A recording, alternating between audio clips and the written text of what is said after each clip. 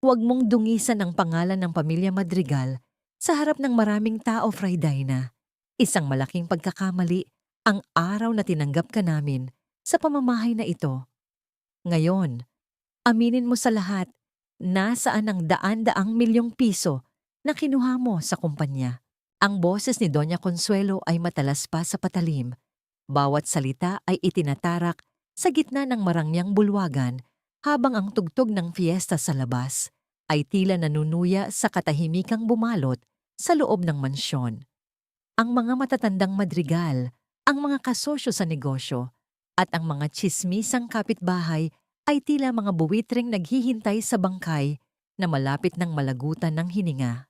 Sa gitna ng lahat, nakatayo si Fredena Villamor. Ang kaniyang leeg, na dati ay pinalalamutian ng isang mamahaling kuwintas, na pamanahong ginto mula sa kaniyang ina, ay bakante na ngayon. Kaninang hapon lang, sa isang madilim at maliit na sanglaan sa kanto ng Colon Street, isinuko niya ang huling piraso ng kaniyang dangal. Ang gintong iyon, para lamang may maipambayad sa sahod ng mga manggagawa sa kumpanya ng kaniyang asawa.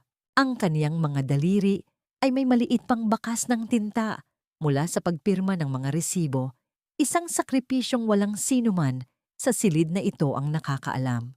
Dahan-dahang lumapit si Alejandro, ang kaniyang asawa, ang lalaking pinangakuan niya ng habambuhay na katapatan. Ngunit walang pagmamahal sa kaniyang mga mata, kundi isang malamig na pagkasuklam na tila hindi niya nakikilala ang babaeng nasa harapan niya. Inilapag ni Alejandro ang isang asul na folder sa ibabaw ng mesa. Ang mga papel sa loob nito ay tila mga hatol ng kamatayan. I'm sorry, Fredena, but the evidence is clear. Your signature is everywhere. Bakit mo ito ginawa? Is it because of your father's debt? O sadyang mukha ka lang talagang pera? Ang boses ni Alejandro ay gumaralgal, isang mahusay na pag-arte na halos mapaniwala ang buong mundo na siya ang biktima rito. Tumingin si Fredena sa folder, ang mga pirma niya. Ang mga dokumentong nagsasabing inilipat niya ang pondo ng kumpanya sa isang lihim na account. Alam niya ang katotohanan. Alam niyang ang mga pirma na yon ay bunga ng mga gabing pinagpuyatan niya ang mga papeles na sinabi ni Alejandro na routine documents lamang. Ngunit ang mas masakit, ang mas nakakadurog ng puso, ay ang makitang nakatayo sa likuran ni Alejandro, si Mr. Santos, ang accountant na itinuring niyang pangalawang ama sa loob ng 10 taon. Ang lalaking pinagkatiwalaan niya ng kaniyang mga sikreto ay tumatango ngayon bilang pagpapatunay sa kasinungalingan. Panginoon, tabangi ko, ang bulong ni Fredena sa kaniyang sarili, isang tahimik na panalangin sa kaniyang katutubong wikang Bisaya na lumabas sa kaniyang mga labi sa gitna ng kawalan ng pag-asa. Ngunit walang luha ang pumatak sa kaniyang mga mata. Sa halip na humagulgol, ang kaniyang katawan ay naging kasing tigas ng bato. Ang kaniyang mga kamay, na kanina pa nanginginig sa ilalim ng mesa, ay dahan-dahang humawak sa gilid ng kaniyang bestido. Mariin niyang ibinaon ang kaniyang mga kuko sa kaniyang palad hanggang sa makaramdam siya ng hapdi, isang paalala na siya ay buhay pa, na ang sakit na ito ay totoo. Ang bawat tibok ng kaniyang puso ay tila pagpukpok ng martilyo sa isang basag na banga, maingay ngunit walang saysay. Nakita niya ang mapanuring sulyap ni Marites Balbuena sa malayo. Ang kaniyang mga mata ay tila kumikinang sa tuwa habang kinukunan ng video ang kaniyang kahihiyan. Bukas, ang mukha ni Fredena ang magiging palamuti ng bawat social media feed sa buong Pilipinas. Ang greedy daughter-in-law na sumira sa isang imperyo. Wala ka bang sasabihin? Or are you too ashamed to admit that you're just a common thief? Muling pangungutya ni Doña Consuelo. Ang kaniyang mamahaling pamaypay ay mabilis na humahampas sa hangin. Inubos mo ang lahat ng utang na loob mo sa amin, Fredena. Out! Get out of my house! Hindi kumibo si Fredena. Tumingin siya ng diretso sa mga mata ni Alejandro. Doon, sa kailaliman ng mga matang yon, nakita niya ang isang kislap ng tagumpay. Isang kislap na nagsasabing nakuha na nito ang gusto nito. Isang scapegoat para sa sarili nitong mga kasalanan. Sa sandaling iyon, ang pag-ibig na itinangin ni Frydina sa loob ng maraming taon ay tuluyang namatay. Naabo sa apoy ng pagtatraidor. Tumalikod siya ng walang salita. Ang kaniyang paglakad ay diretsyo. Ang kaniyang ulo ay nakataas. Kahit na ang bawat hakbang ay tila paglakad sa ibabaw ng mga bubog. Nilagpasan niya ang mga bisitang dati ay yumuyukod sa kanya. Ang mga taong ngayon ay bumubulong ng mga salitang masangsang pa sa bulok na isda. Paglabas niya ng gate ng mansyon, ang ulan ay biglang bumuhos. Tila nakikiramay sa bigat ng kaniyang nararamdaman. Dala-dala ang isang maliit na valley na naglalaman lamang ng kaniyang mga lumang damit at ilang mahahalagang dokumento. Tumayo siya sa ilalim ng poste ng ilaw. Ang kaniyang puting bestido ay dumidikit na sa kaniyang balat. Ngunit ang lamig ng ulan ay hindi sapat upang palamigin ang nagbabagang galit sa kaniyang dibdib. Sa gitna ng kalsada, kinuha niya ang kaniyang cellphone. Binuksan niya ang isang nakatagong folder na may pamagat na The Debt. Sa loob nito ay ang mga litrato ni Alejandro na kasama ang isang babaeng nagngangalang Rosalina at ang mga voice recording na lihim niyang nakalap sa loob ng 2 taon. Akala niyo ba ay tapos na ang lahat? Ang bulong niya sa hangin, ang kaniyang boses ay tila isang sumpa na dinala ng hanging amihan. Hindi niyo alam kung sino ang kinalaban niyo. If you want me to be the villain in your story, then I will play the role. But I will be the one who writes the ending. Isang sasakyan ang huminto sa kaniyang harapan. Ang bintana ay bumaba at lumitaw, ang mukha ng isang lalaking nakaabito, si Padre Ignacio. Ang kaniyang mukha ay puno ng awa, isang ekspresyong tila anghel na dumating sa gitna ng impyerno. Anak, halika na, ligtas ka na. Ang maamong tinig ng pari. Pumasok si Frydina sa loob ng sasakyan, hindi dahil sa nangangailangan siya ng kaligtasan, kundi dahil kailangan niya ng isang katuwang sa kaniyang paniningil. Habang papalayo ang sasakyan sa mansyon ng mga Madrigal, isang huling sulyap ang ibinigay niya sa malalaking gintong letra sa gate. Sa kaniyang isipan, ang gintong iyon ay hindi na simbolo ng yaman, kundi isang tanikala na kailangan niyang putulin. At sa bawat piraso nito, sisiguraduhin niyang may dugong dadaloy mula sa mga taong kumuha ng kaniyang lahat. Ngunit sa gitna ng kaniyang pag-alis, isang mensahe ang pumasok sa kaniyang telepono mula sa isang hindi kilalang numero. Isang litrato ito ng kaniyang ama, si Catalino, na natutulog sa ospital, at sa tabi nito ay isang larawan ng isang luma at kalawanging susi na may nakasulat na, "Ang katotohanan ay hindi nakabaon sa lupa, kundi nasa loob ng kahoy na iyong kinalimutan." Naramdaman ni Frydina ang muling pagbilis ng tibok ng kaniyang puso. Ang susi, ang kahoy na kahon, isang lihim na kahit ang mga Madrigal ay hindi alam na hawak niya. Ang bawat patak ng ulan sa bubong ng sasakyan ni Padre Ignacio ay tila mga palasong tumatama sa puso ni Frydina. Sa loob ng sasakyan, ang amoy ng insenso at lumang balat ay dapat sanang nagbibigay ng kapayapaan. Ngunit para kay Frydina, ang bawat hininga niya ay tila may kasamang lason. Nakatingin siya sa kaniyang mga kamay na nakapatong sa kaniyang hita, mga kamay na sa loob ng maraming taon ay nagluto, nag-alaga at nagtrabaho para sa mga Madrigal. Ngunit ngayon ay itinuturing na marumi. Anak, ang poot ay isang mabigat na pasanin. Iwan mo na sa paanan ng Diyos ang lahat ng sakit. Malambot ang tinig ni Padre Ignacio, ngunit may kakaibang kislap sa kaniyang mga mata na hindi mawari ni Frydina. Hindi sumagot si Frydina. Sa kaniyang isipan, muling naglaro ang eksena kanina bago siya tuluyang itaboy. Naalala niya ang boses ni Doña Consuelo na tila isang latigo. "You should be grateful, Frydina. Noong kinuha ka ni Alejandro mula sa hirap, akala mo ba ay sapat na ang ganda mo? Utang na loob mo sa amin ang bawat butil ng kanin na kinain mo, ang bawat mamahaling damit na isinuot mo. At ngayon, ito ang igaganti mo?" Kasunod ng mga salitang yon, ay ang paghagis ng matanda sa kanyang mga lumang tsinelas. Ang mga tsinelas na suot niya noong unang beses siyang tumapak sa mansyon bilang asawa ni Alejandro. Ang mga ito ay lumagpak sa maputik na daan, kasunod ng kaniyang maliit na valley na may sirang zipper. Ang tunog ng pagkakalagpak ng kaniyang mga gamit sa putikan ay mas masakit pa kaysa sa anumang sampal. Ito ang sukdulan ng paghamak, ang ipaalala sa kanya na sa paningin nila, nanatili siyang basahan na maaari nilang itapon kapag wala ng pakinabang. Padre, ang Diyos ay nakikinig, hindi ba? Ang sa wakas ay tanong ni Fray Daina. Ang kaniyang boses ay paos at puno ng pait.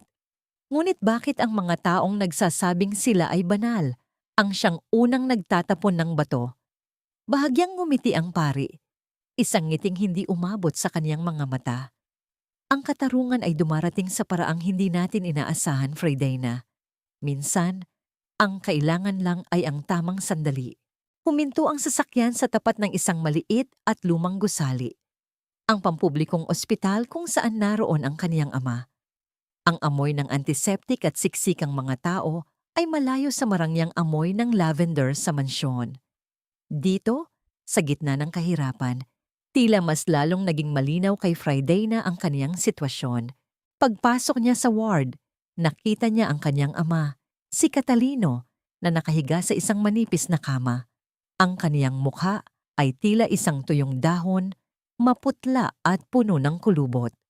Ang mga makina sa paligid niya ay lumilikha ng isang nakabibinging ritmo, ang tanging patunay na lumalaban pa siya sa kamatayan. Tatay! Ang mahinang tawag ni Fray Daina. Lumuhod siya sa tabi ng kama at hinawakan ng magaspang na kamay ng ama. Apay kastala dito'y, tay? Ang bulong niya sa wikang Ilocano, isang hiling sa langit kung bakit kailangang mangyari ang lahat ng ito. Sa sandaling iyon, ang kaniyang dasal ay hindi humihingi ng patawad. Humihingi siya ng lakas. Isang lakas na hindi nagmumula sa kabanalan, kundi sa isang matinding pagnanais na mabigyan ng hustisya ang kaniyang ama. Muling nag-vibrate ang kaniyang cellphone, ang parehong mensahe kanina tungkol sa susi at sa kahoy na kahon. Tumingin si Fray Daina sa kaniyang ama. Alam niyang sa likod ng pagiging tahimik ni Catalino ay may isang sikretong nakabaon.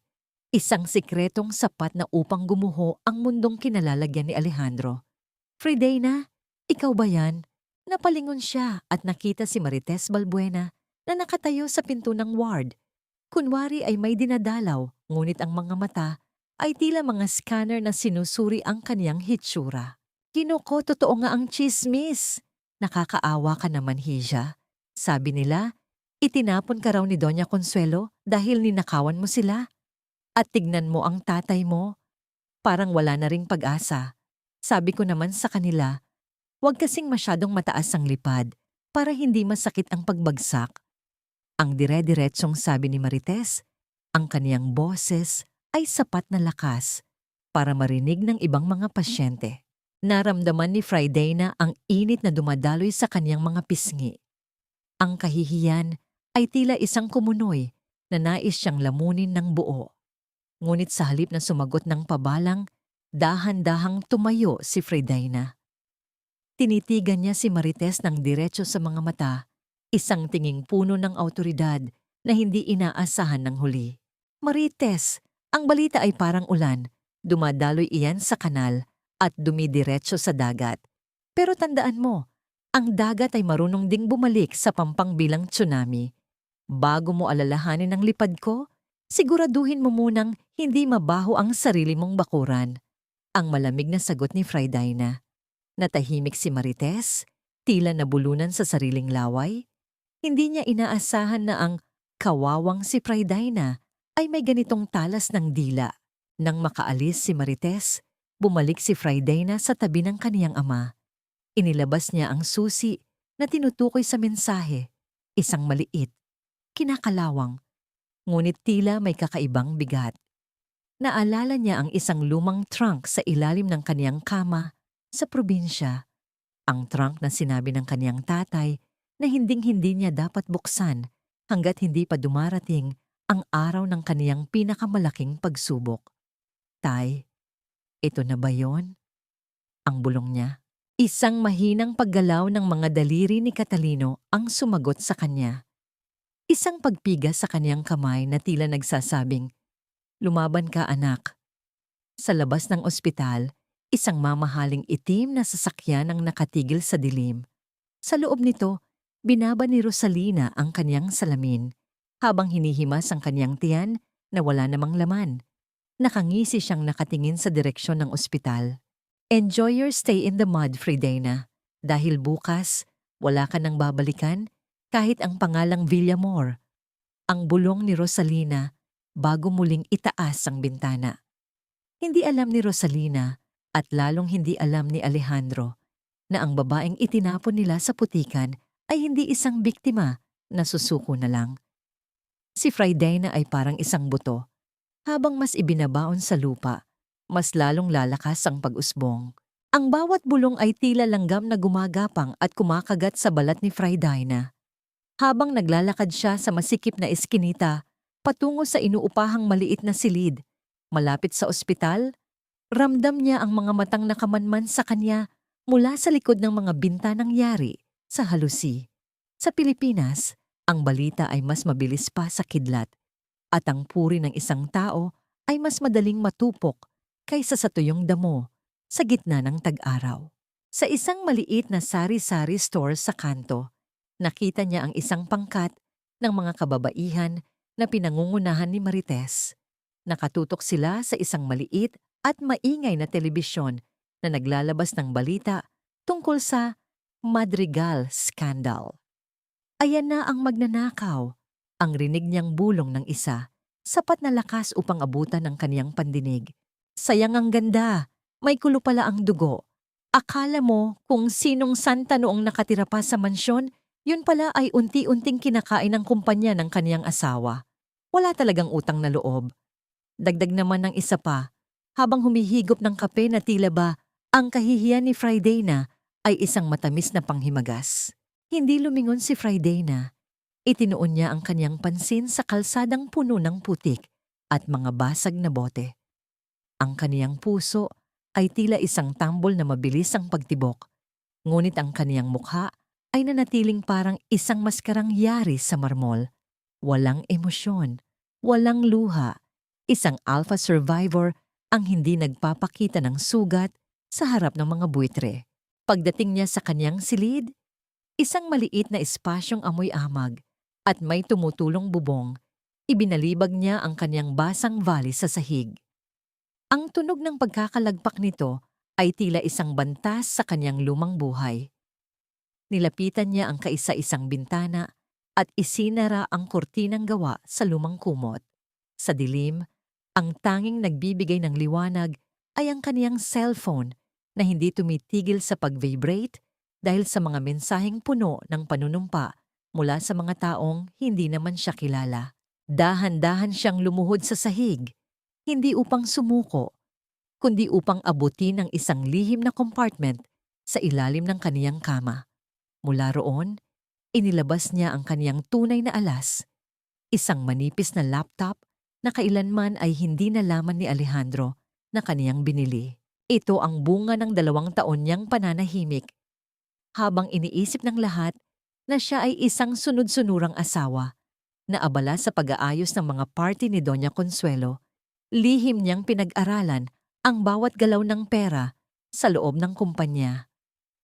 Bawat resibong pinapapirmahan sa kanya, bawat gabi na nagkukunwari siyang tulog habang si Alejandro ay nakikipag-usap sa telepono tungkol sa mga offshore accounts. Lahat ng iyon ay nakatala rito. Binuksan niya ang laptop. Ang malamig na asul na liwanag nito ay tumama sa kaniyang mga mata na ngayon ay nag-aapoy sa determinasyon. Gusto niyo ng dumi? Ibibigay ko sa inyo ang buong imburnal. Ang bulong niya, ang kaniyang mga daliri ay nagsimulang sumayaw sa keyboard. Sa kabilang dako ng lungsod, sa loob ng marangyang opisina ni Alejandro, kasalukuyang nagdiriwang ang mga madrigal. Hawak ang isang baso ng mamahaling wine, nakangisi si Alejandro habang tinitignan ang mga balita sa social media. Ang plano nila ni Doña Consuelo ay perpekto. Nagawa nilang ilipat ang lahat ng utang at mga illegal na transaksyon sa pangalan ni Fray Dayna. Sa mata ng batas, siya ang may sala. Sa mata ng publiko, siya ang kontrabida. Ngunit sa gitna ng kanilang kasiyahan, isang abiso ang pumasok sa pribadong email ni Alejandro. Isang blangkong mensahe na may kalakip na isang audio file. Nang i-play niya ito, biglang nabitawan ni Alejandro ang kaniyang baso. Ang tunog ng nabasag na kristal ay tila isang babala. Ang boses sa recording ay ang kaniyang sariling boses. 2 taon na ang nakalilipas habang itinuturo sa kaniyang accountant kung paano pepekein ang pirma ni Fray Dayna sa isang loan document. Where did this come from? Ang singal ni Alejandro, ang kaniyang mukha ay biglang naging kasing putla ng papel. Samantala, sa kaniyang maliit na silid, naramdaman ni Fray Dayna ang isang pamilyar na gutom. Hindi gutom para sa pagkain, kundi gutom para sa katarungan. Kinuha niya ang kanyang maliit na kwintas na may krus, ang tanging alahas na hindi niya isinangla. Ginoo, pasensya na po kung ang dasal ko ngayon ay hindi puno ng pagpapakumbaba. Ngunit sabi niyo po, ang katotohanan ang magpapalaya sa akin. Gagawin ko lang po ang parte ko. Ang mahina niyang dasal sa wikang Ilocano. Habang hinahalikan ng krus, isang biglang katok ang bumasag sa katahimikan ng gabi. Isang marahas at mabilis na katok na tila nagmamadali. Fray Dayna, buksan mo ito. Alam kong nandyan ka. Ang boses ni Padre Ignacio mula sa labas.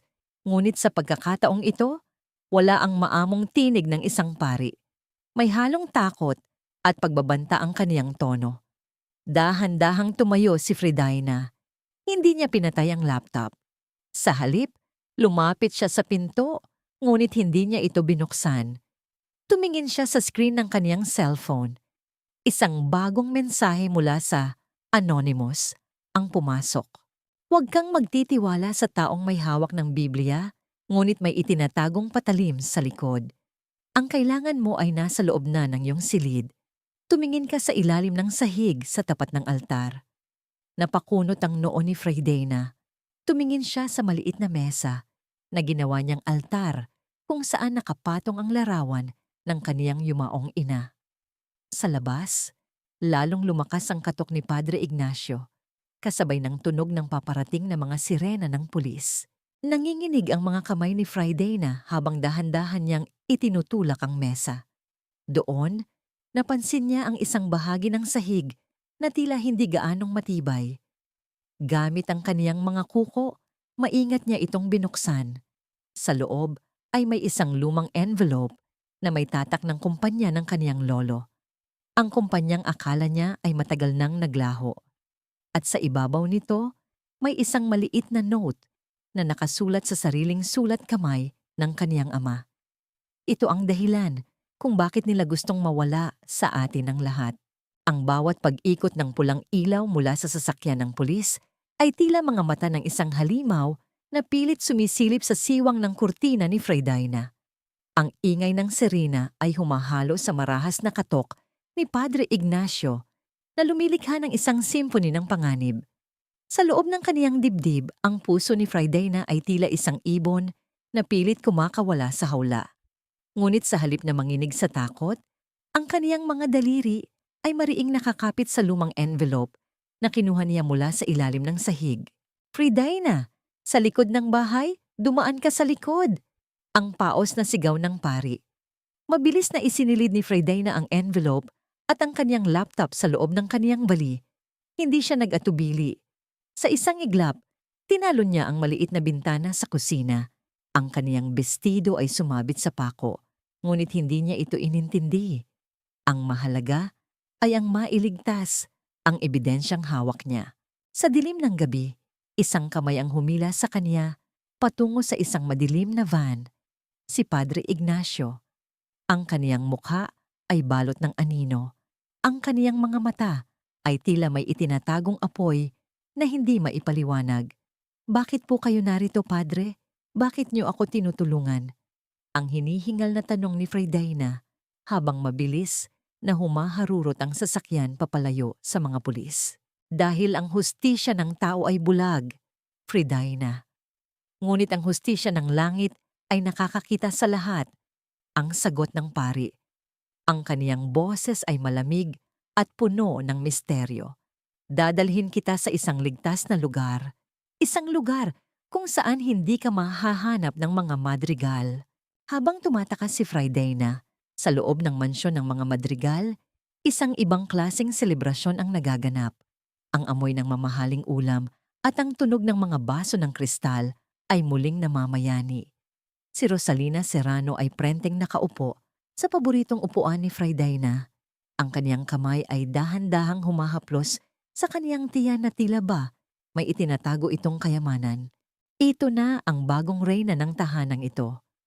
Ang nakangising pahayag ni Doña Consuelo habang iniaabot kay Rosalina ang isang mamahaling singsing na may brilyante.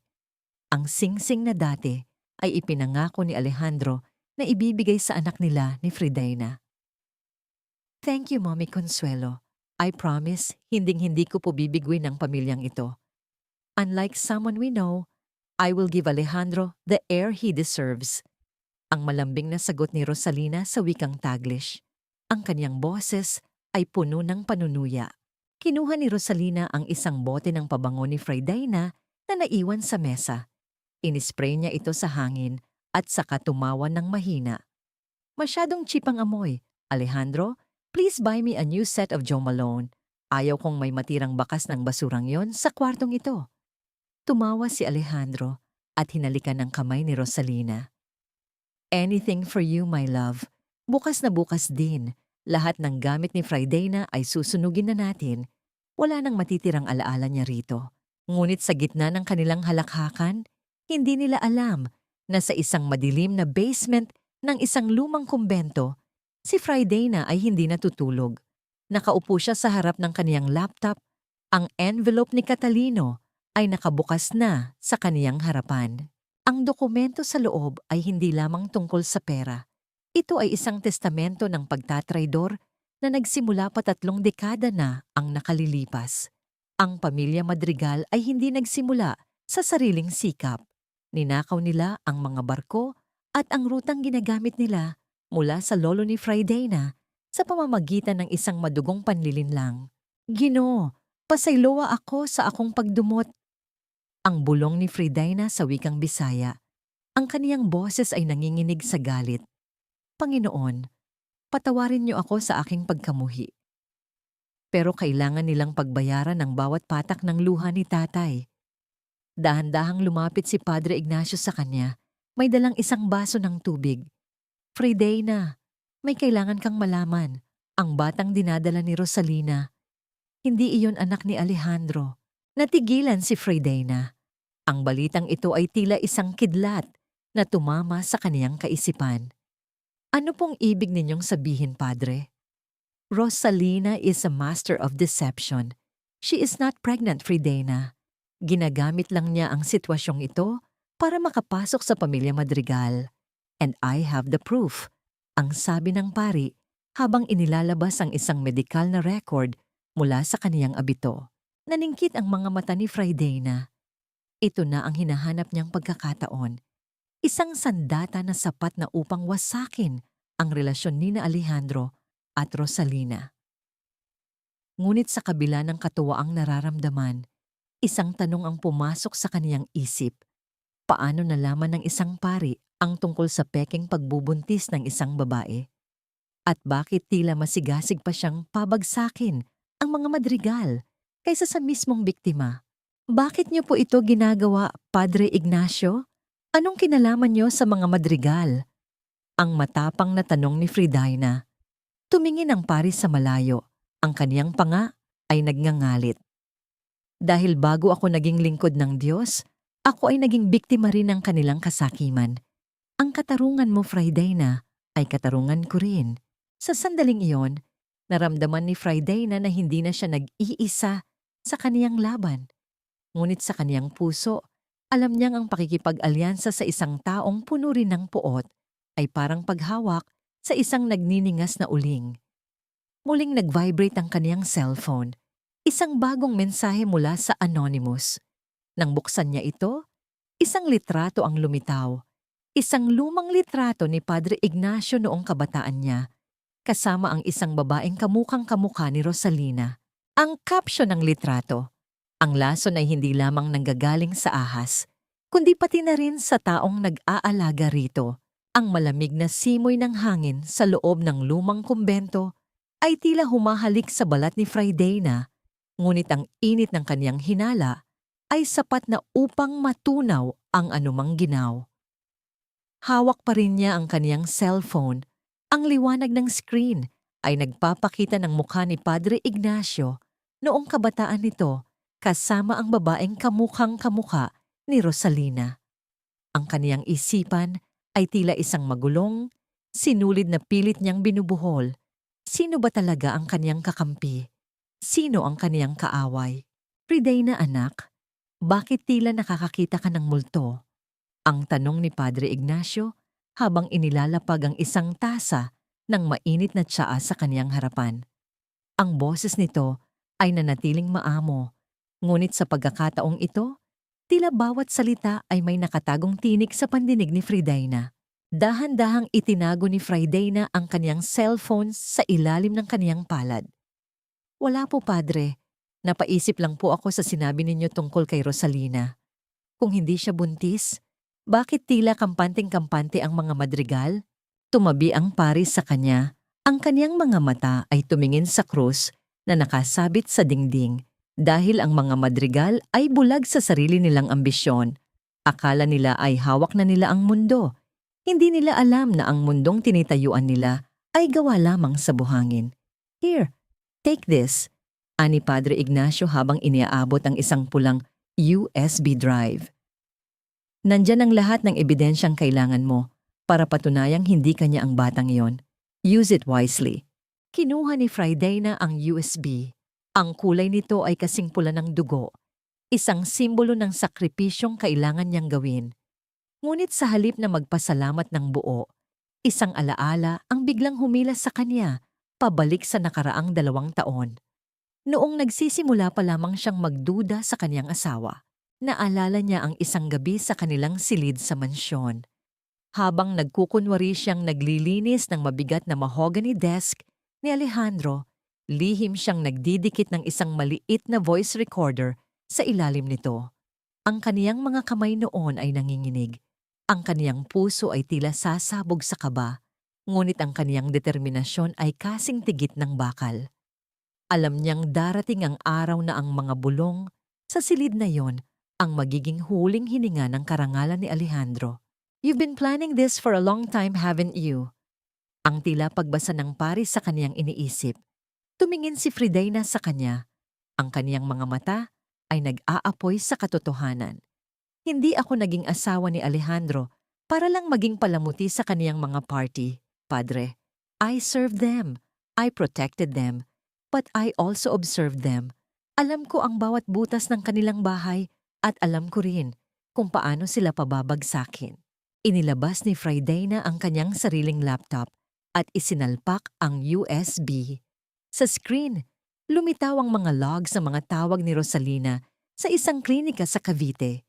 Kitang-kita ang pakikipag-usap nito sa isang doktor para palsipikahin ang ultrasound results. This is it. This is my ticket back to the life they stole from me. Ang bulong ni Fridayna sa Taglish, ang kaniyang boses ay puno ng kumpiyansa. But I won't just go back. I will reclaim everything. Be careful, Fridayna, babala ng pari. Ang pamilya Madrigal ay parang sugatang leon. Kapag naramdaman nilang malapit na silang mamatay, mas lalo silang nagiging mapanganib. Ngunit sa gitna ng kanilang pag-uusap, narinig ni Fridayna ang isang mahinang kaluskos mula sa labas ng pintuan ng kumbento. Ang kaniyang instinct bilang isang survivor ay agad na gumana. Dahan-dahan siyang tumayo, pinatay ang screen ng kaniyang laptop at sumilip sa maliit na butas ng pinto. Sa dilim ng pasilyo, nakita niya ang isang anino ng taong pamilyar sa kanya. Si Mr. Santos, ang accountant na nagkanulo sa kanya. Ngunit bakit ito narito? At bakit tila may ibinibigay itong envelope kay Padre Ignacio sa isang madilim na sulok? Naramdaman ni Fray Dana ang muling paglamig ng kaniyang dugo. Ang taong itinuring niyang tagapagligtas ay lihim palang nakikipag-ugnayan sa taong sumira sa kanya. Sa sandaling iyon, ang dasal ni Fray Dana ay hindi na humihingi ng gabay, kundi ng proteksyon laban sa mga lobong nakasuot ng damit tupa. Hino, taga-iko ug kaisog. Panginoon, bigyan niyo ako ng katapangan. Ang tahimik niyang dalangin sa wikang Bisaya, habang dahan-dahang binubuksan ang kanyang bali para kunin ang isang maliit na patalim na itinatago niya sa ilalim ng kanyang mga damit. Hindi niya ito gagamitin para pumatay, kundi para matiyak na hinding-hindi na siya muling magiging biktima. Bumalik si Padre Ignacio sa loob ng silid, ang kaniyang mukha ay tila walang nangyari. Magpahinga ka na, Fray Dana. Bukas, sisimulan na natin ang paglilitis sa puso ng mga madrigal. Tumango si Fray Dana, ngunit sa kaniyang isip, alam niyang ang bukas na sinasabi ng pari ay maaring maging huling araw ng kaniyang kalayaan kung hindi siya magiging maingat. Nang makalabas ang pari, mabilis niyang binuksan ang mensahe mula sa Anonymous at nag-reply siya sa unang pagkakataon. Who are you? And why are you showing me this? Pagkalipas ng ilang segundo, dumating ang sagot. Ang kaaway ng iyong kaaway ay hindi palaging kaibigan. Tignan mo ang likod ng pulang USB na ibinigay niya sa iyo. May nakatagong GPS tracker doon. Pinupuntahan na nila ang kinaroroonan mo. Nanlaki ang mga mata ni Fray Dana. Tumingin siya sa USB drive na nakasaksak pa rin sa kanyang laptop. Doon, sa ilalim ng plastik na takip, may isang maliit na kumukurap na pulang ilaw. Hindi siya iniligtas ni Padre Ignacio. Ibinenta siya nito. Huwag mong subukang tumakbo, Fray Dana. Ang akala mo ba ay madali mo kaming malalamangan? You're just a small fish in a very big ocean. And today, the ocean is swallowing you whole. Ang boses ni Alejandro ay umalingaw-ngaw mula sa madilim na pasilyo ng kumbento bago pa man niya tuluyang mabuksan ang pinto. Hindi ito ang boses ng asawang minahal ni Fray Dana. Ito ang boses ng isang mangangaso na sa wakas ay na-corner na ang kaniyang huli. Kasunod nito ay ang mabibigat na yabag ng mga sapatos na gawa sa mamahaling balat, kasabay ng tunog ng mga radyo ng pulis na tila mga bubuyog na nagbababadya ng panganib. Sa loob ng silid, nakapako ang tingin ni Fray Dana sa maliit na pulang ilaw na kumukurap sa likod ng USB drive. Isang maliit na bagay, ngunit sapat na upang gumuho ang kaniyang buong mundo. Ang kaniyang hininga ay naging mababaw. Ang kaniyang lalamunan ay tila tinakalan ng tuyong buhangin. Mariin niyang ipinikit ang kaniyang mga mata. Pilit na pinapakalma ang kaniyang nanginginig na mga kalamnan.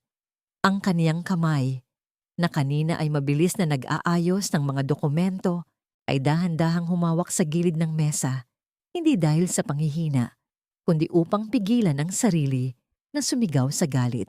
Bumukas ang pinto ng marahas. Pumasok si Alejandro, kasunod si Padre Ignacio, na ngayon ay hindi na nagkukunwaring banal.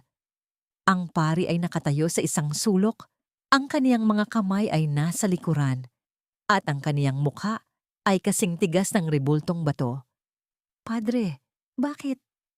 Ang halos hindi marinig na tanong ni Fray Dana. Ang kaniyang boses ay punong-puno ng sumbat. Ang bigat ng isang taong nagtiwala at muling niloko. Ang sakripisyo ng isa ay para sa ikabubuti ng marami, Fray Dana, ang malamig na sagot ni Padre Ignacio. Kailangan ko ang mga madrigal na maniwala na nakuha na nila ang lahat, upang sa huli, mas masakit ang kanilang pagbagsak. Ikaw ang pain, at kailangan mong tanggapin ang papel na yon. Pain! Bahagyang tumawa si Fray Dana, isang tawa na walang halong saya, kundi purong kapaitan. Ibinenta mo ako para sa sarili mong paghihiganti? Ginamit mo ang pangalan ng Diyos para itulak ako sa bangin? Enough with the drama, Fray Dana. Singal ni Alejandro habang mabilis na lumalapit sa computer. Give me the laptop. At ang lahat ng ebidensyang sinasabi mo, you really thought you could blackmail me? You really thought mapapabagsak mo ang pamilya ko gamit ang mga kakarampot na recordings mo?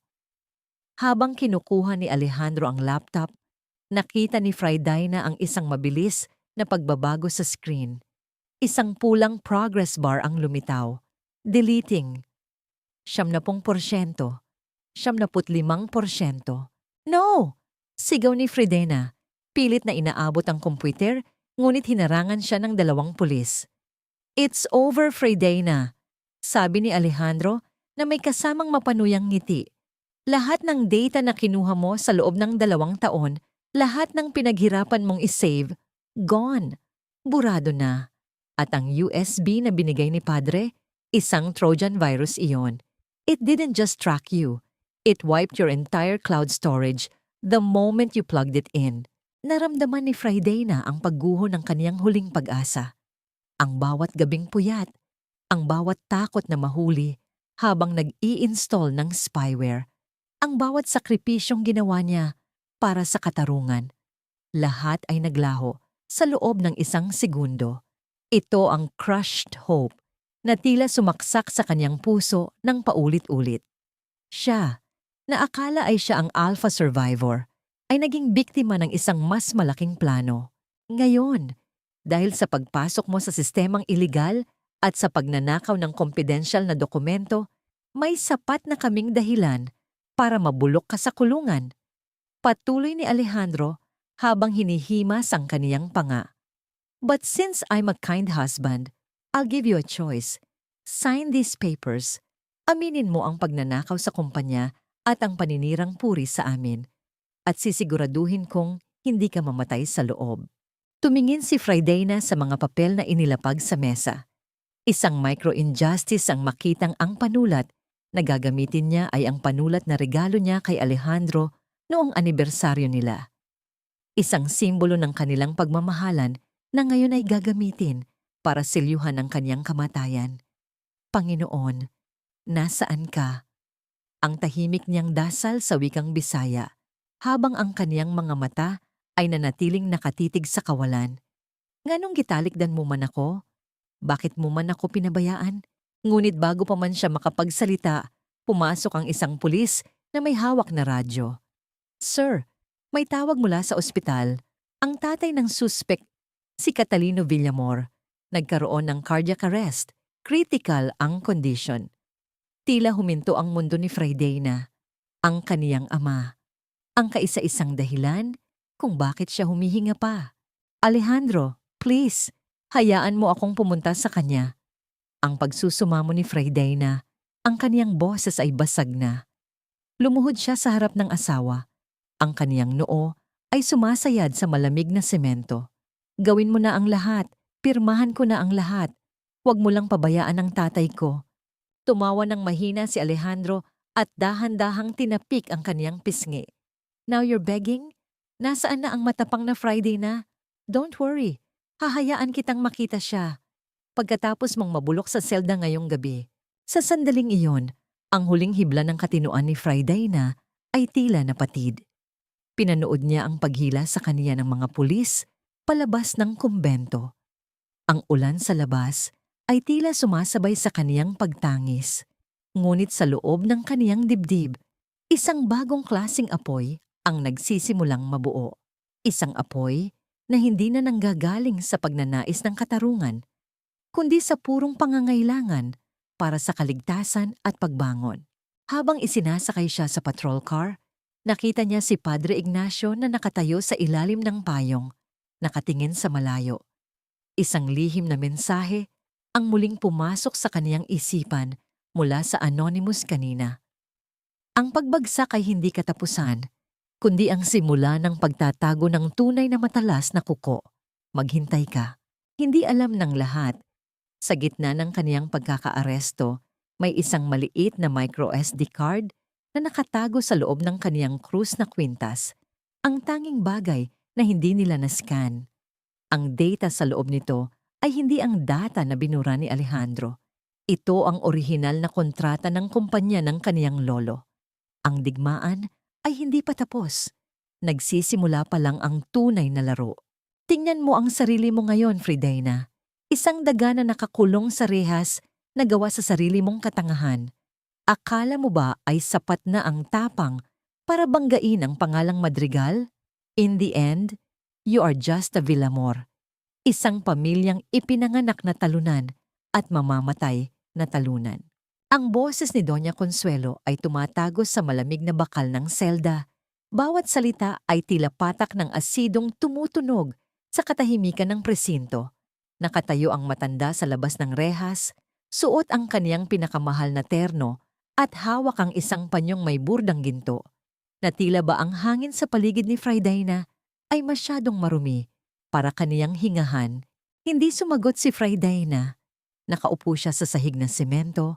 Ang kaniyang puting bestido na kanina ay marumi na sa ulan ay lalong naging kaawa-awa sa ilalim ng malamlam na ilaw ng selda. Ang kaniyang buhok ay gulo-gulo at ang kaniyang mga mata ay tila dalawang malalim na balon ng kadiliman.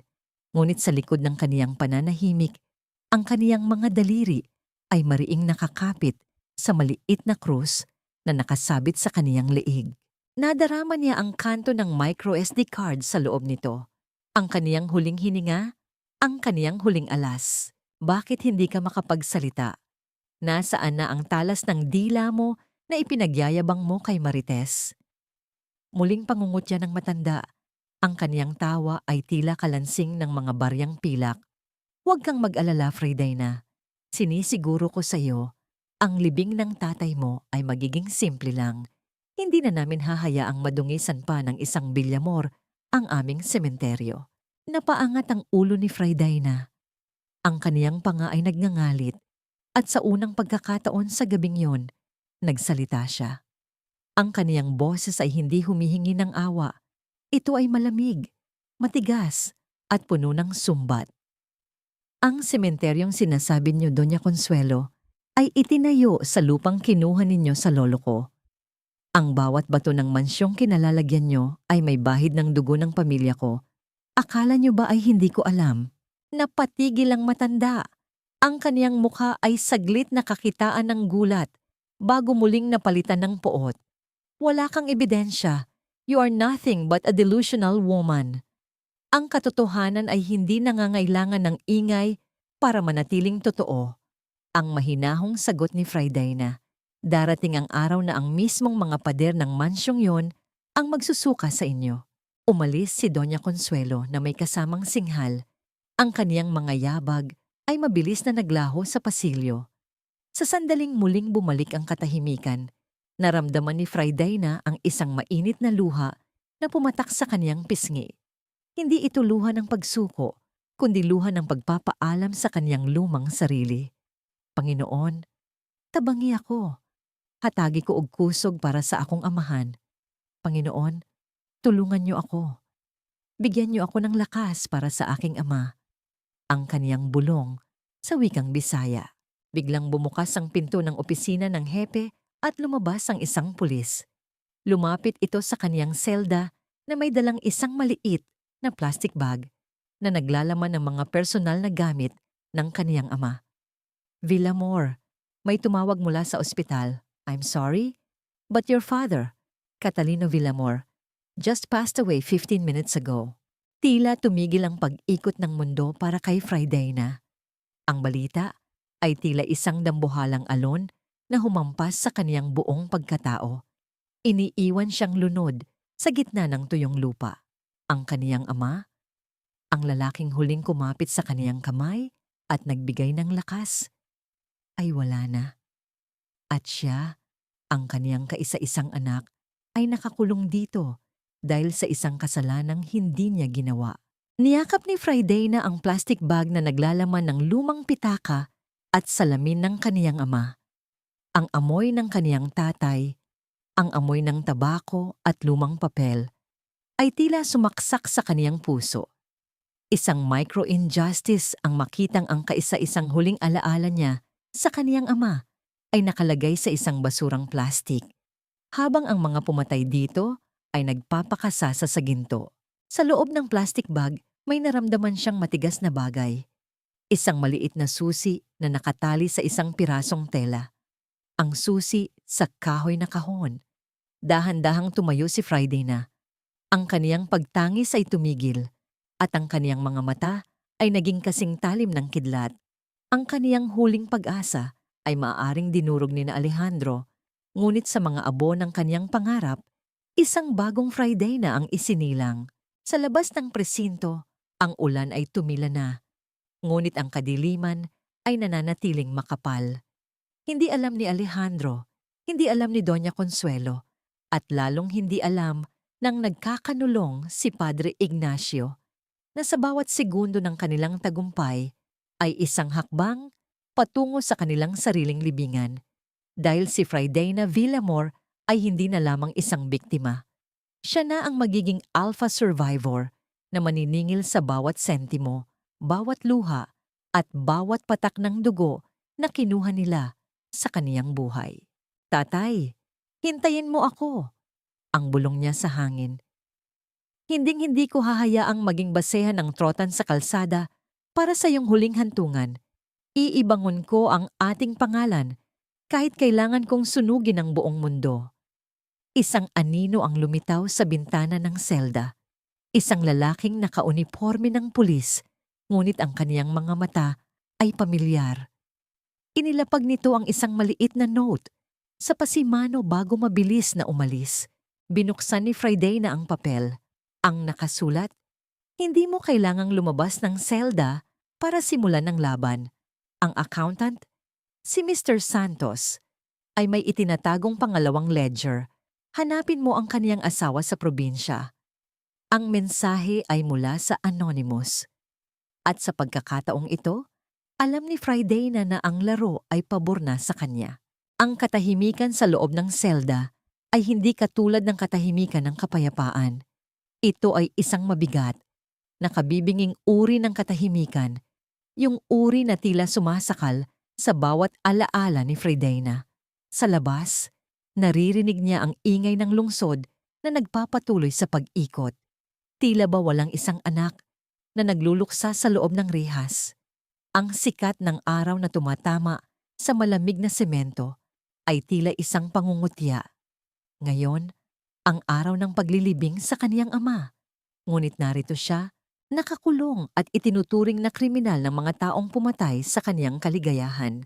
Dahan-dahan niyang kinuha ang plastic bag ng mga gamit ni Catalino. Inilabas niya ang lumang pitaka na gawa sa balat. Nang buksan niya ito, isang maliit na litrato nila ang nahulog. Isang kupas na larawan noong bata pa siya, nakaupo sa balikat ng kaniyang ama, habang nakatanaw sa kumpol ng mga barko sa daungan ng Cebu. Naramdaman ni Friday na ang isang pamilyar na hapdi sa kaniyang lalamunan, ngunit sa halip na humagulgol, mariin niyang kinagat ang kaniyang labi, hanggang sa malasahan niya ang kalawang ng sarili niyang dugo. Ang bawat luhang sasayangin ko ngayon ay isang pagkakataong mawawala para sa aking paniningil. Ang bulong niya. Ang kaniyang boses ay parang kiskis ng tuyong dahon. Hinubad niya ang kaniyang krus na kwintas. Gamit ang dulo ng maliit na susi na nahanap niya sa plastic bag, maingat niyang binuksan ang likuran ng krus.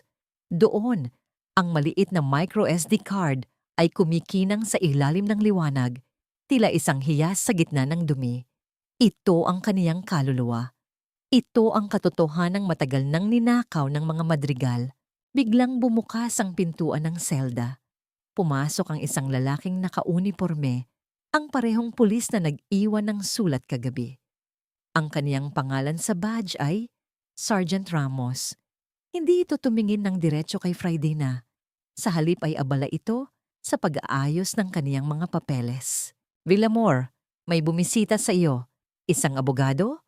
Ang maikling sabi ng pulis, ngunit may mabilis na kislap sa kaniyang mga mata na tila may ipinapahiwatig.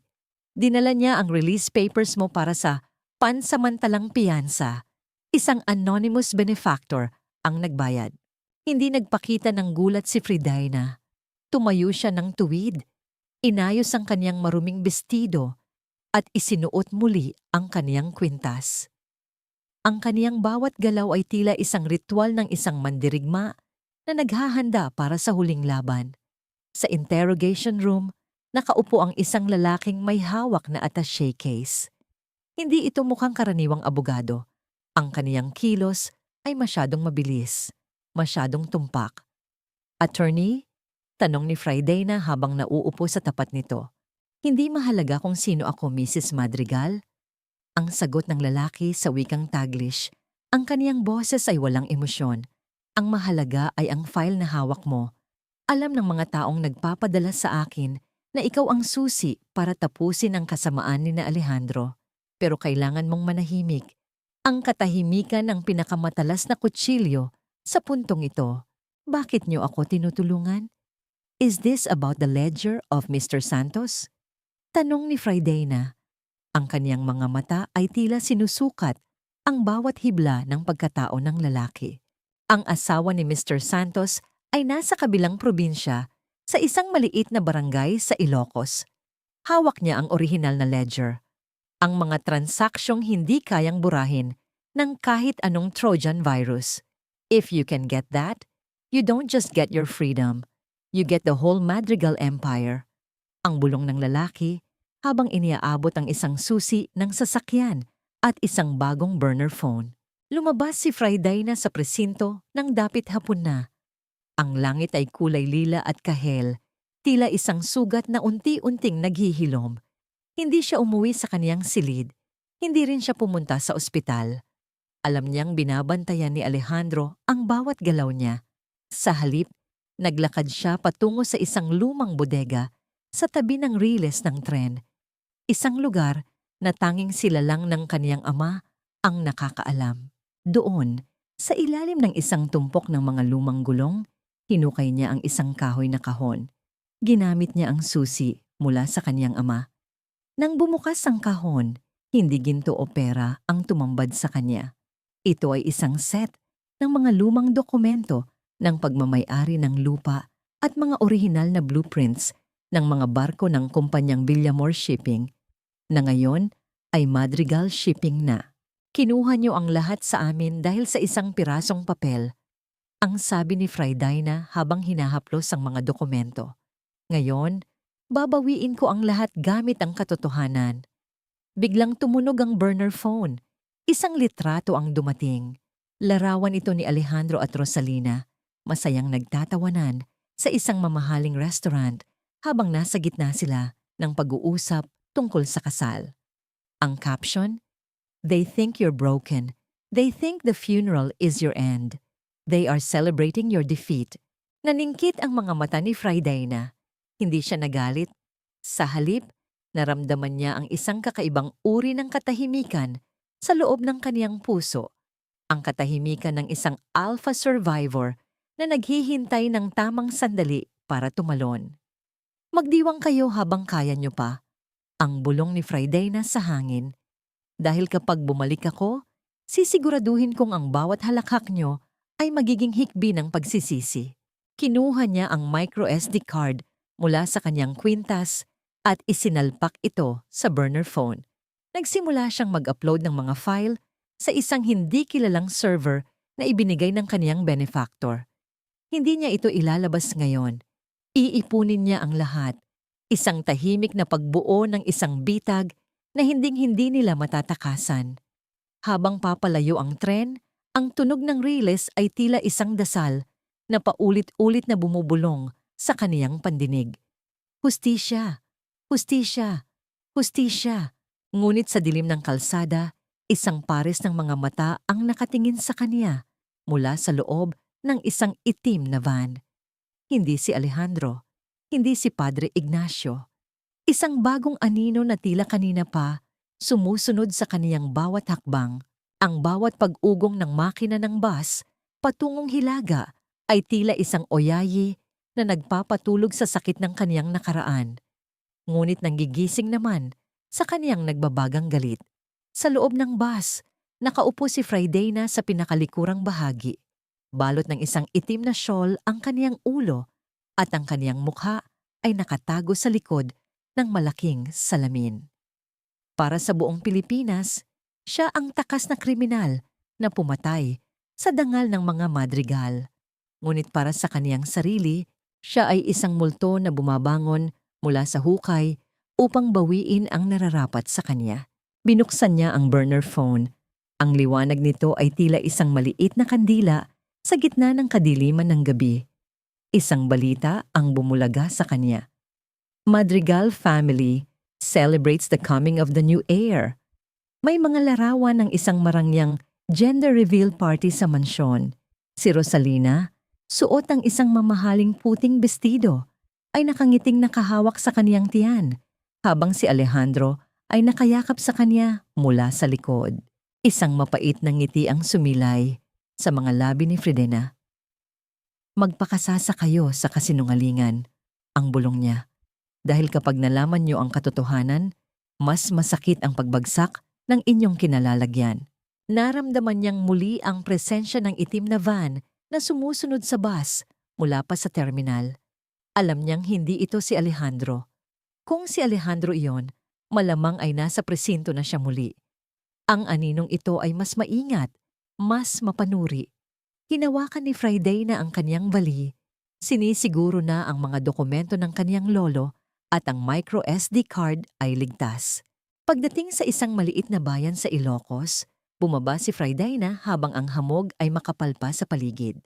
Naglakad siya patungo sa isang liblib na barangay, sa isang bahay na gawa sa kawayan at nipa. Doon, nakita niya ang isang babaeng naglalaba sa tapat ng poso. Si Aling Nena, ang asawa ng accountant na si Mr. Santos. Aling Nena, tawag ni Fridena. Ang kaniyang boses ay malumanay, ngunit puno ng awtoridad. Napatigil ang babae. Ang kaniyang mga mata ay nanlaki sa takot nang makilala ang babaeng nasa harap niya. Mrs. Madrigal? Bakit po kayo narito? Sabi ng asawa ko, patay na raw kayo sa kahihiyan. Ang kahihiyan ay namamatay, Aling Nena, pero ang katotohanan ay laging humihinga. Ang sagot ni Friday na habang lumalapit.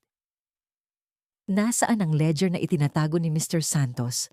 Ang ledger na magliligtas sa asawa mo mula sa kulungan at magpapabagsak sa mga Madrigal? Nanginginig ang mga balikat ni Aling Nena. Ayaw ko po ng gulo. Binayaran kami ni Padre Ignacio para manahimik at itago ang mga papel na yon. Sabi niya, para raw ito sa ikabubuti ng simbahan. Naningkit ang mga mata ni Fridena. Muli, ang pangalan ng pari. Padre Ignacio is not who you think he is, Nena. Ginagamit niya lang ang asawa mo. Kapag nakuha na niya ang gusto niya, itatapon niya kayo na parang basura, gaya ng ginawa nila sa akin. Isang matinding katahimikan ang namayani. Ang tanging naririnig ay ang tilaok ng manok sa malayo at ang tibok ng puso ni Friday na tila isang orasan na nagbibilang ng nalalabing oras. Sa wakas, pumasok si Aling Nena sa loob ng bahay at lumabas na may dalang isang lumang lata ng biskwit. Sa loob nito, nakabalot sa plastik ay ang orihinal na ledger, ang mga listahan ng tunay na utang ng mga Madrigal at ang mga transaksyong nagpapatunay na si Alejandro ang nag-utos na ilipat ang lahat ng kasalanan kay Friday na. Ito na po, kunin niyo na, umalis na kayo bago pa sila dumating. Ang pagsusumamo ni Aling Nena. Kinuha ni Friday na ang ledger. Naramdaman niya ang bigat nito, ang bigat ng kaniyang kalayaan. Ngunit bago siya makatalikod, isang tunog ng paparating na sasakyan ang bumasag sa katahimikan. Ang itim na van. Mabilis na nagtago si Friday na sa likod ng mga punong saging. Nakita niyang bumaba ang isang lalaki mula sa van. Hindi pulis, kundi isang lalaking naka-Amerikana na mukhang bodyguard. Ngunit ang ikinagulat niya ay ang taong kasunod nito. Si Mr. Santos, ang accountant na nagkanulo sa kanya. Pero hindi ito mukhang kaaway. Ang kaniyang mukha ay puno ng pasa at ang kaniyang mga kamay ay nakatali. Nasaan ang asawa ko? Ang sigaw ng isang boses mula sa loob ng van. Isang boses na kabisado ni Friday na. Padre Ignacio. Lumabas ka na, Friday na. Alam kong nandyan ka. Ang sigaw ng pari. Ang kaniyang boses ay wala na ang anumang bahid ng kabanalan. Ibigay mo sa akin ang ledger at ang mga dokumento ng Villamor Shipping at hahayaan kitang mabuhay. Huwag mong pilitin na maging madugo ang umagang ito. Naramdaman ni Friday na ang lamig ng pawis sa kaniyang likod. Nakulong na naman siya. Ngunit sa pagkakataong ito, hindi siya ang daga. Tumingin siya sa kaniyang burner phone. May isang bagong mensahe mula sa Anonymous. Look behind the shed. There's a motorcycle with the key in the ignition. Run. I will take care of the distractions. Kasabay ng mensaheng yon, isang malakas na putok ang narinig mula sa kabilang bahagi ng kalsada. Isang smoke bomb na binalot ang buong paligid ng makapal na usok. Ginoo, salamat sa kaisog. Panginoon, salamat sa katapangan. Ang dasal ni Friday na sa wikang Bisaya. Hindi na siya nag-atubili. Sumakay siya sa motor at humaharurot paalis. Habang sa kanyang likuran ay naririnig ang mga mura ni Padre Ignacio at ang kaguluhan sa gitna ng usok. Habang mabilis siyang nagmamaneho, isang bagay ang malinaw sa kanya.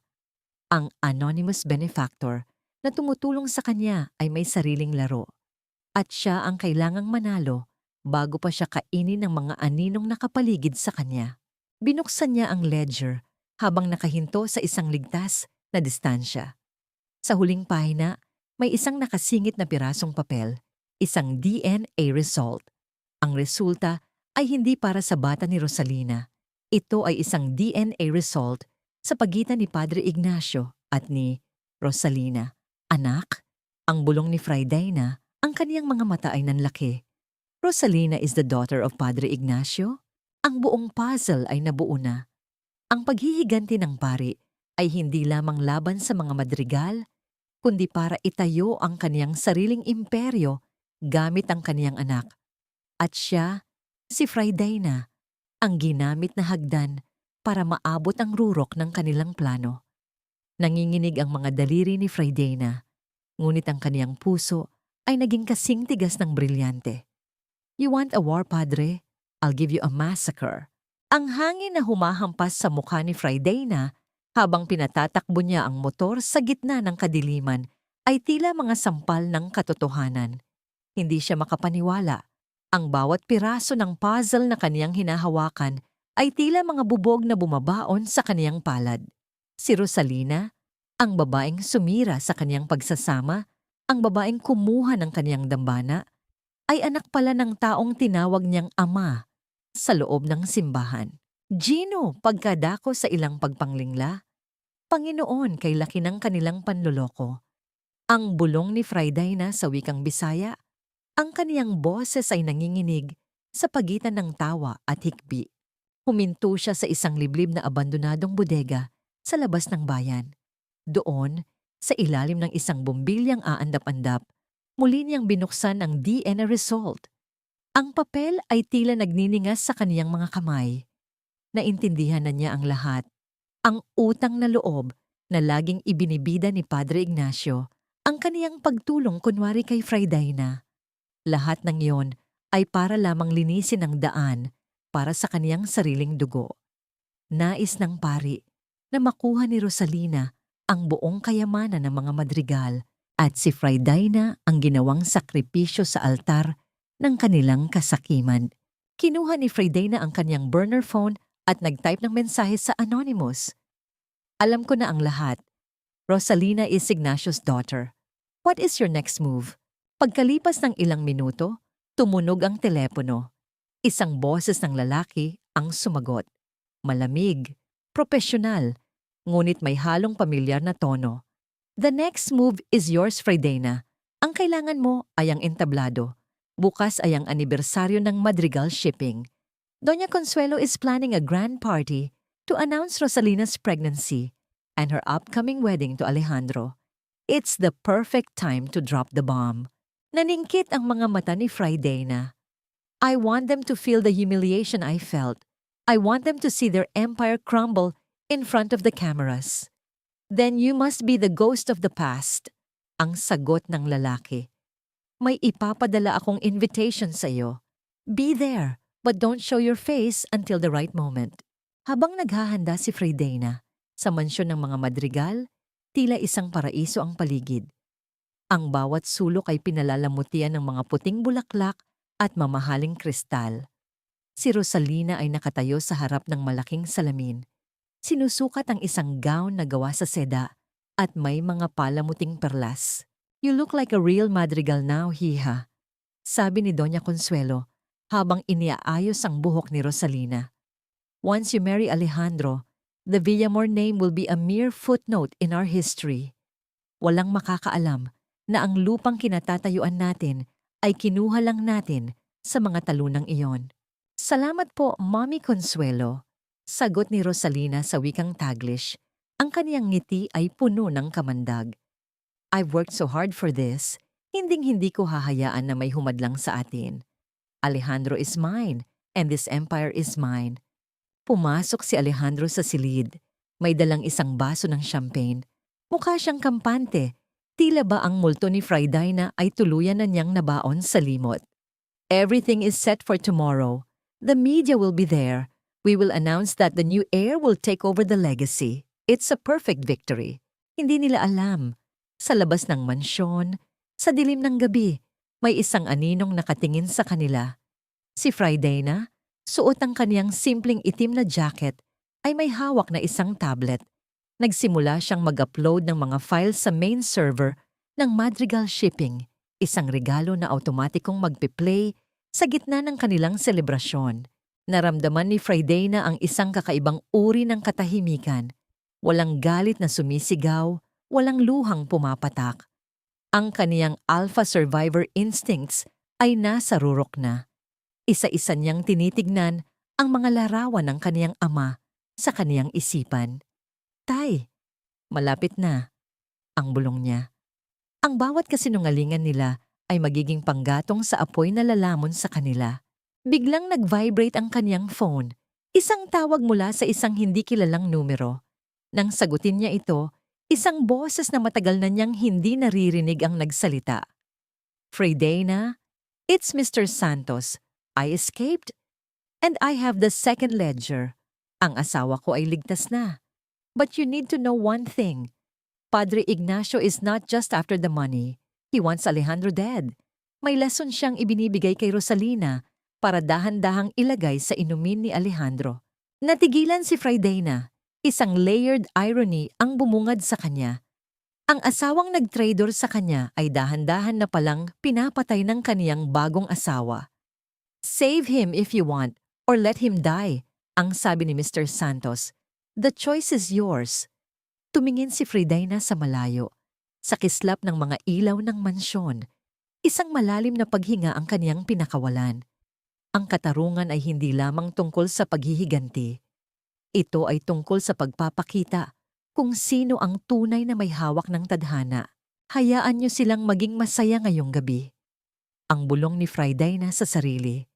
Dahil bukas, ang tanging tunog na maririnig sa mansyong iyon ay ang pagbagsak ng kanilang mga maskara. Pagmamanman, madali niyang nalinlang ang gwardya sa pinto sa pamamagitan ng pagsasabing may kailangang ihatid na pagkain para sa mga technician. Sa loob, ang silid ay puno ng mga monitor at mga kable. Narito ang puso ng buong selebrasyon. Inilabas niya ang pulang USB drive. Ang tunay na bersyon, ang bersyong hindi na-infect ng virus ni Padre Ignacio. Isinalpak niya ito sa main console. Nagsimulang umikot ang loading icon sa screen. 5%, 20%, 50%. "Anong ginagawa mo rito?" Ang isang matalas na boses mula sa kaniyang likuran ang bumasag sa katahimikan. Halos tumigil ang tibok ng puso ni Fray Daina. Dahan-dahan siyang lumingon at nakita ang isang batang technician na nakatingin sa kanya ng may pagdududa. "Pinadala po ako ni Ma'am Rosalina. May kailangan daw pong idagdag na video message para kay Sir Alejandro." Ang mabilis na pagsisinungaling ni Fray Daina sa wikang Taglish. Pilit na pinapakalma ang kaniyang boses. Tiningnan ng technician ang screen. "Ngayon lang, magsisimula na ang programa sa loob ng 5 minuto. Surprise po kasi ito. Importante po ito para sa bagong heir." Dagdag ni Fray Daina. Ang kaniyang mga mata ay tila nagmamakaawa. Nag-alinlangan ng lalaki, ngunit dahil sa pangalan ni Rosalina, tumango ito at bumalik sa kaniyang ginagawa. "Sige, Bilisan mo, i-upload mo na yan sa main playlist. Nakahinga ng maluwag si Friday na habang natapos ang pag-upload. 100%. Ang lahat ng ebidensya, ang ledger ni Mr. Santos, ang DNA result ni Padre Ignacio at Rosalina, ang mga video ng pagnanakaw sa pamilya Villamor, at ang recording ng pagtatraidor ni Alejandro ay nakahanda na. Bumalik siya sa main hall, pumuwesto sa isang madilim na sulok kung saan kitang-kita niya ang entablado. Maya-maya pa, namatay ang mga ilaw at tumutok ang spotlight kay Doña Consuelo na may hawak na mikropono. Good evening everyone. Ang simula ng matanda, ang kaniyang boses ay puno ng kayabangan. Tonight is not just about the anniversary of our shipping empire. It is also about the future. Today, we celebrate the strength of the Madrigal bloodline. Lumingon si Doña Consuelo kina Alejandro at Rosalina na ngayon ay papaakyat na sa entablado. Ang palakpakan ng mga tao ay tila nakabibingi. Sa kaniyang kinaroroonan, hinawakan ni Fray Daina ang kaniyang krus na kwintas. Para sa iyo ito, tatay, ang bulong niya. And now, patuloy ni Doña Consuelo, let us watch a short film showing the journey of our family. Ang malaking LED screen sa likod nila ay nagsimulang gumanap. Ngunit sa halip ng mga larawan ng tagumpay ng mga madrigal, ang unang lumitaw ay ang mukha ni Catalino Villamor, ang ama ni Fray Daina, na nasa loob ng isang luma at madilim na opisina, umiiyak, habang pinipilit siyang pirmahan ang paglilipat ng kumpanya 30 taon na ang nakalilipas. Natahimik ang buong bulwagan. Ang tanging naririnig ay ang mabigat na paghinga ng mga tao. Ang mukha ni Doña Consuelo ay biglang naging kasing putla ng kaniyang mga perlas. Si Alejandro ay napatayo ng tuwid. Ang kaniyang baso ay dahan-dahang nadulas sa kaniyang kamay at nabasag sa sahig. Ang tunog ng kristal na nagkapira-piraso ay tila hudyat ng kaniyang katapusan. Patayin niyo yan! Patayin niyo ang screen! Sigaw ni Alejandro, ngunit walang sumunod. Kasunod ng video ng kaniyang ama ay ang boses ni Padre Ignacio, malinaw at malakas, na nagpapaliwanag kung paano nila gagamitin si Rosalina para ubusin ang yaman ng mga madrigal. Ang mukha ni Rosalina ay nagbago mula sa pagkakangiti patungo sa purong takot. Sa gitna ng kaguluhan, lumakad si Fray Daina palabas mula sa kaniyang pinagtataguan. Tinanggal niya ang kaniyang cap at maskara. Ang kaniyang buhok ay lumaylay sa kaniyang balikat at ang kaniyang mga mata ay tila dalawang naglalagablab na sulo. The journey doesn't end there, Doña Consuelo. Ang malakas na sabi ni Fray Daina, ang kaniyang boses ay umalingaw-ngaw sa buong hotel. Nagsisimula pa lang ang paniningil, ngunit bago pa man siya makalapit sa entablado, isang grupo ng mga lalaking nakauniporme ang humarang sa kanya. Hindi sila pulis, sila ang mga tauhan ni Padre Ignacio. At sa kamay ng isa sa kanila ay isang baril na nakaturo ng diretso sa puso ni Fray Daina.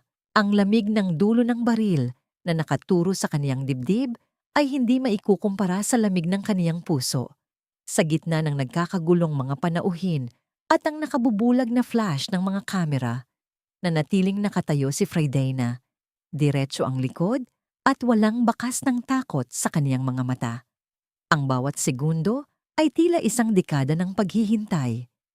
Sa malaking screen sa likuran, ang boses ni Padre Ignacio ay patuloy na umaalingaw-ngaw. Inilalantad ang bawat baho ng kaniyang plano. Putok mo. Sige, kalabit mo ang baril sa harap ng lahat ng mga saksi na ito.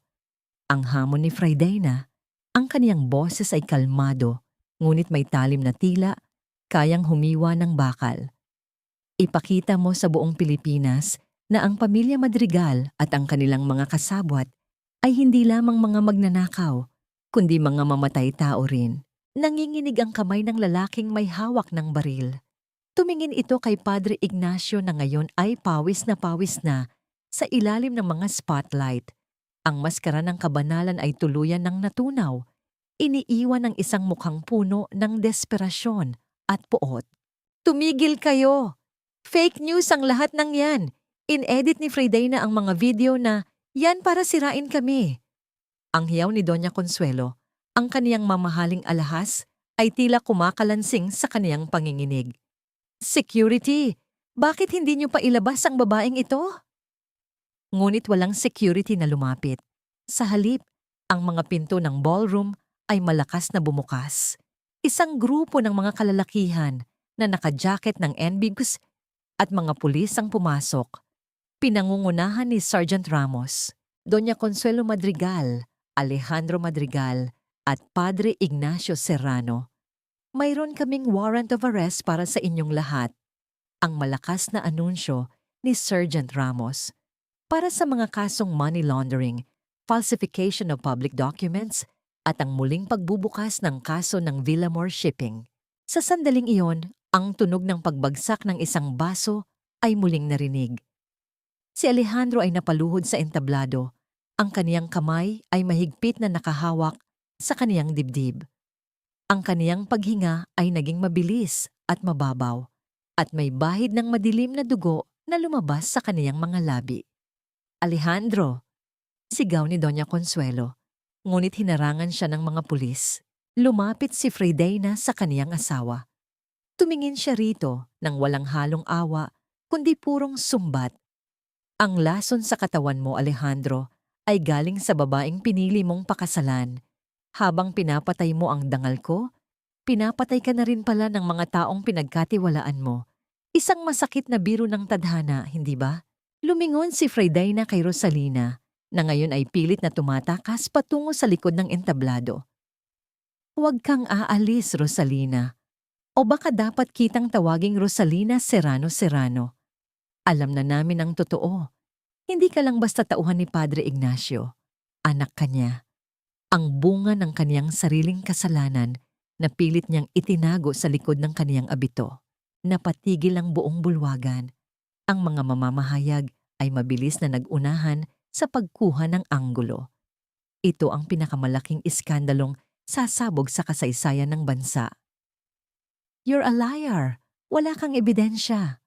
Ang sigaw ni Rosalina sa wikang Taglish, ngunit ang kaniyang boses ay basag na.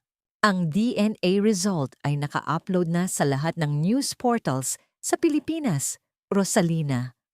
Ang malamig na sagot ni Fridayna. At ang batang sinasabi mong tagapagmana ng Madrigal?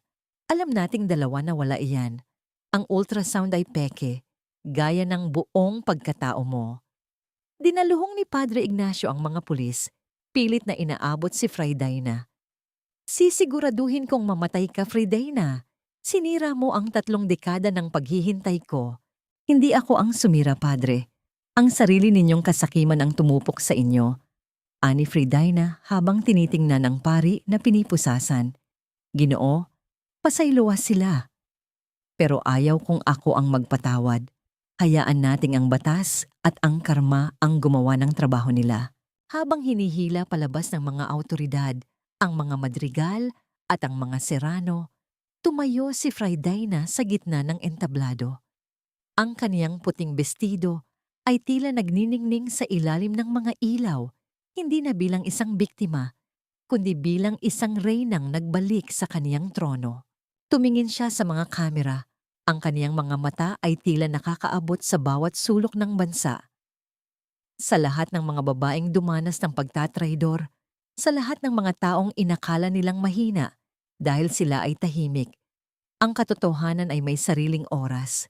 Maaari ninyong kunin ang aming yaman, maaari ninyong sirain ang aming pangalan, pero hinding-hindi ninyo makukuha ang aming dangal. Nang mamatay ang mga ilaw sa ballroom, lumabas si Fridayna sa hotel. Sa labas, ang gabi ay tahimik at payapa. Nakita niya si Sergeant Ramos na naghihintay sa tabi ng isang sasakyan. Salamat, Sergeant Ramos. Or should I say, Attorney Ramos? Ang tanong ni Fridayna. Ngumiti ang lalaki. Ginawa ko lang ang trabaho ko para sa pamilya Villamor. Ang lolo mo ang tumulong sa akin noong wala pa akong kahit ano. Utang na loob ko ito sa inyo. Pumasok si Fridayna sa sasakyan, ngunit bago sila umalis, isang huling mensahe ang pumasok sa kaniyang phone mula sa Anonymous. Ang katarungan ay nakamit na, ngunit ang sugat ay nananatili. Handa ka na bang harapin ang huling bahagi ng iyong tadhana? Naningkit ang mga mata ni Friday na. Alam niyang may isa pang sikretong hindi pa nailalantad. Isang sikretong nasa loob ng huling ledger ni Mr. Santos na hindi pa niya nababasa ng buo. Ang amoy ng antiseptic at ang malamig na bugso ng aircon sa loob ng hospital detention cell ay hindi naging sapat upang pawiin ang pait na namamayani sa hangin. Nakatayo si Friday na sa tapat ng salamin na humahati sa kanya at sa lalaking dati niyang tinawag na mundong kinalalagyan niya. Si Alejandro ay nakahiga sa kama. Maraming tubo ang nakakabit sa kaniyang katawan at ang kaniyang mukha ay tila isang tuyong balat na lamang ng kaniyang dating kagwapuhan. Dahan-dahang binuksan ni Friday ang huling ledger ni Mr. Santos, ang orihinal na dokumentong hindi nagawang sunugin ng puot ni Padre Ignacio. Ang kaniyang mga daliri ay humahaplos sa mga huling pahina, kung saan ang tinta ay tila mga bakas ng dugong hindi na matuyo-tuyo. Hindi kita dinalaw para kaawaan, Alejandro. Ang simula ni Friday na. Ang kaniyang boses ay kalmado, ngunit bawat salita ay may bigat ng isang hatol. Dinalaw kita para ipakita sa iyo kung ano ang itsura ng isang taong nawalan ng lahat dahil sa sarili niyang kasakiman. Dahan-dahang imulat ni Alejandro ang kaniyang mga mata. Ang kaniyang labi ay nangangatog, pilit na bumubuo ng mga salita. Friday, please help me. Rosalina, she did this. She poisoned me. Alam ko, ang sagot ni Friday sa wikang Taglish habang inilalapag ang ledger sa harap ng salamin. But you know what's more painful, Alejandro? It's not the poison in your blood. It's the truth in this book. Dito nakasulat na noong nalaman mong nilalason ka ni Rosalina, hinayaan mo lang siya. You thought you could use her poisoning to frame me for your death? You were willing to die just to see me in jail. Isang nakabibinging katahimikan ang namayani. Ang tanging naririnig ay ang ritmo ng heart monitor na tila isang orasan na nagbibilang ng huling sandali ng kanilang nakaraan. Ang layered irony ay narito. Ang lalaking gustong mamatay para lamang makapaghiganti ay ngayon ay nagmamakaawang mabuhay. Panginoon, pasayloa ako sa akong kawalay kalooy. Panginoon, patawarin niyo ako sa aking kawalan ng awa. Ang tahimik na dasal ni Friday sa wikang Bisaya. Pero ang hustisya ay hindi kailanman nagiging ganap kung may natitira pang kasinungalingan. Lumingon si Friday sa pinto nang pumasok ang kaniyang abogado. Attorney, ihanda na ang lahat ng papeles para sa pagbawi ng Madrigal Shipping. Based on Clause 14 ng orihinal na kontrata ng lolo ko, any evidence of fraud or criminal intent by the current management automatically reverts all assets back to the Villamor estate. Hindi lang kumpanya ang kukunin ko, Alejandro. Pati ang mansyon, pati ang bawat sentimong ninakaw nyo sa tatay ko, kukunin ko. You can't do this. Ang paos na sigaw ni Alejandro, ngunit ang kaniyang boses ay tila isang mahinang huni na lamang. Panoorin mo ako, ang huling sabi ni Friday bago tumalikod.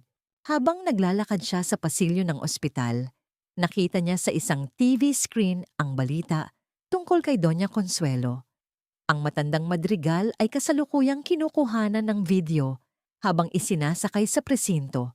Suot ang orange na uniforme ng bilanggo. Wala na ang kanyang mga perlas, wala na ang kaniyang kapangyarihan. Si Rosalina naman ay kasalukuyang isinasa ilalim sa psychiatric evaluation. Matapos itong mag-hysterical sa loob ng selda, isinisigaw na siya raw ang tunay na reyna.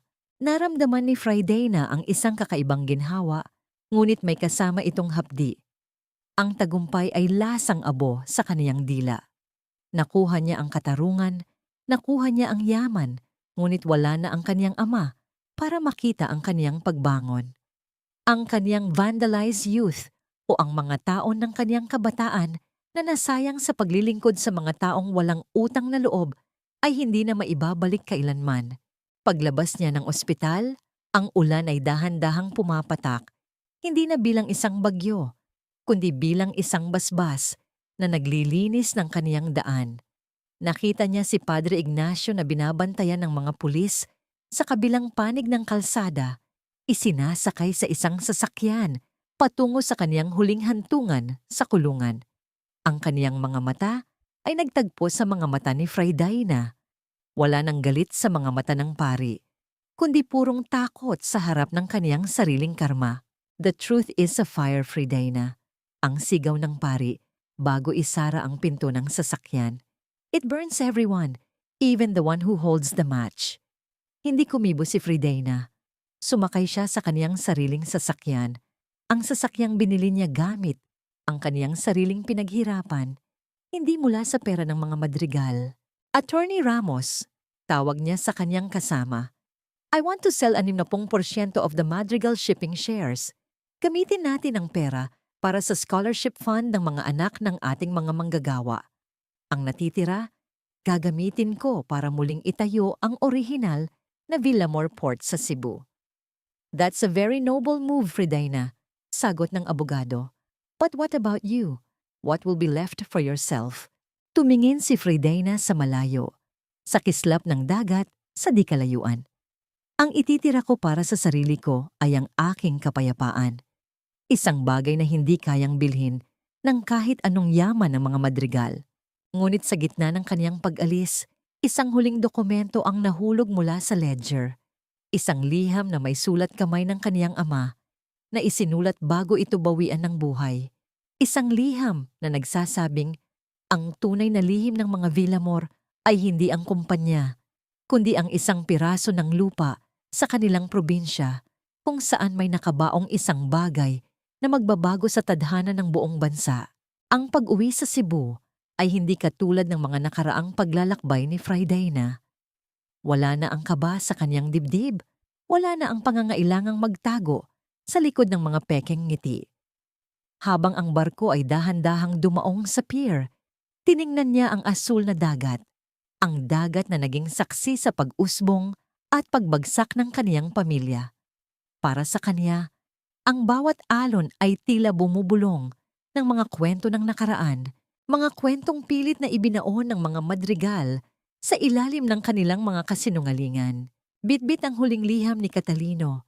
Tinungo ni Fray Daina ang lumang lupain ng mga Villamor sa labas ng lungsod.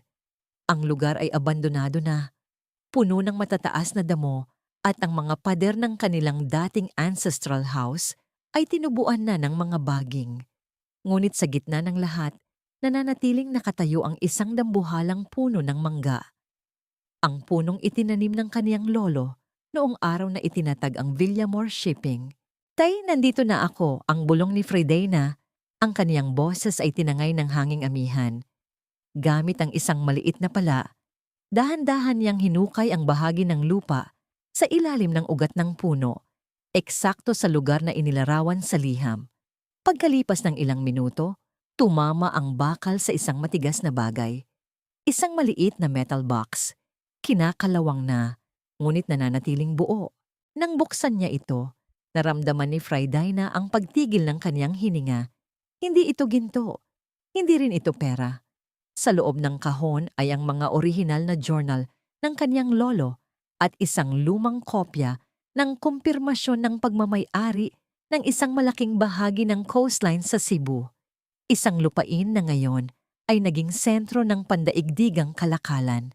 Ngunit ang mas mahalaga ay ang isang maliit na selyadong sobre na may nakasulat na, "Para sa huling Villamor," na may tapang na bumalik. Binuksan ni Fray Daina ang sobre. Sa loob nito ay ang katibayan na ang pamilya Madrigal ay hindi lamang mga magnanakaw, kundi mga tauhan lamang ng isang mas malaking sindikato na matagal nang kumokontrol sa ekonomiya ng rehiyon. Ang Madrigal Shipping ay isa lamang front para sa mga illegal na aktibidad na mas malawak pa kaysa sa inaakala ni Fray Daina. Ginoo, kini ba ang hinungdan nga nung nga kinahanglan kong mulahutay? Panginoon, ito ba ang dahilan kung bakit kailangan kong magtiis? Ang kaniyang tahimik na dasal. Dili lang kinibahin sa akong pamilya, kundi libahin sa kamatuoran alang sa tanan. Hindi lang ito para sa aking pamilya, kundi para sa katotohanan para sa lahat. Kasama ang mga dokumentong ito, bumalik si Friday na sa kanyang sasakyan kung saan naghihintay si Attorney Ramos. Attorney, handa na ba ang mga dokumento para sa pagbuwag ng pangalang Madrigal?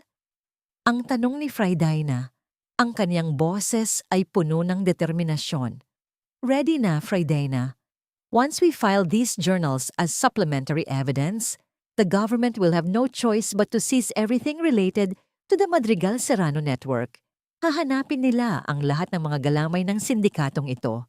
Sagot ng abogado sa wikang Taglish na natiling propesyonal at may distansya.